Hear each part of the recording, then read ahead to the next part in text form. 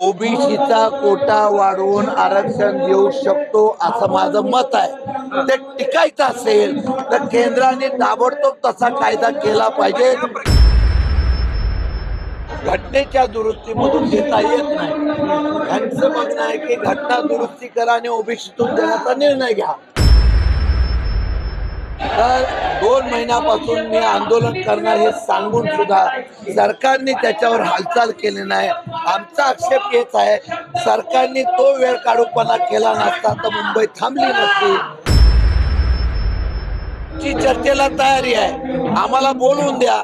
आम्ही बोलवल्यानंतर जे एकमताने येईल त्याला सर्वांनी समोर जाण्याचा प्रयत्न करू। पण चर्चेला बोलवण्याच्या ऐवजी आमच्याकडून अपेक्षा व्यक्त करतायत, त्यापेक्षा मागे जशी चर्चा झाली होती आंदोलनात चढला तशा प्रकारची चर्चा करणं गरजेचं आहे। अरे सरकार प्रतिनिधी म्हणतायत की सत्ताधारी म्हणतायत की तुम्ही ओबीसीतून द्या असं म्हणा, तुम्ही विरोधी ते देणार आहेत का? तुम्ही काय म्हणालो, मी ओबीसीचा कोटा वाढवून आरक्षण देऊ शकतो असं माझं मत आहे। ते टिकायचं असेल तर केंद्राने ताबडतोब तसा कायदा केला पाहिजे। प्रक्रियेसाठी वेळ लागणार असं तुम्ही म्हणता बरं। याचं आश्वासन सरकारने देऊन द्या ना। सरकार काय म्हणतंय की ओबीसीतून मला घटनेच्या दुरुस्तीमधून देता येत नाही। यांचं म्हणणं आहे की घटना दुरुस्ती करा आणि ओबीसीतून देण्याचा निर्णय घ्या। हा निर्णय घ्यायचा असेल, वेळ लागला तरी सरकारने जर जाहीर केला आम्ही याच्यातून देतो, हा विषय संपेल ना। पण मनोज जरांगे पाटील असं म्हणतात की आता इथून मागे हटणार नाही, घेतलं झालेच का नाही कमी? तेच म्हणतोय, त्यांनी त्यांची भूमिका मांडलेली आहे। त्यांना आरक्षण भेटल्याशिवाय त्यांनी लढा आता केलेला आहे।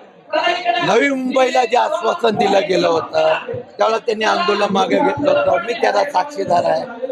आता 2-3 महिन्याच्या कालावधीमध्ये या बाबतीमध्ये कुठलीही हालचाल झाली नाही ना। हैदराबाद गॅजेटचे झाले, ज्या लोकांचे कुणबी दाखले निघाले त्या लोकांना सुद्धा अजूनपर्यंत त्या ठिकाणचा लाभ मिळाला नाही।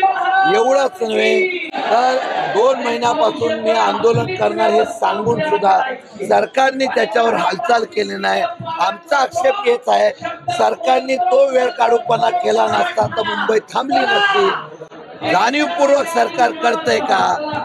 जातीमध्ये भेद निर्माण करून वाद निर्माण करतंय का? हा प्रश्न उभा राहतो।